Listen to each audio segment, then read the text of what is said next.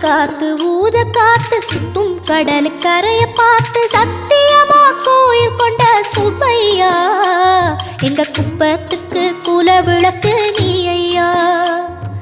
வாட காத்து வீச பார்த்து அலையை எதிர்த்து வலைய போட்டு மீன் பிடிக்கும் தொழில் நடக்குது முத்தையா.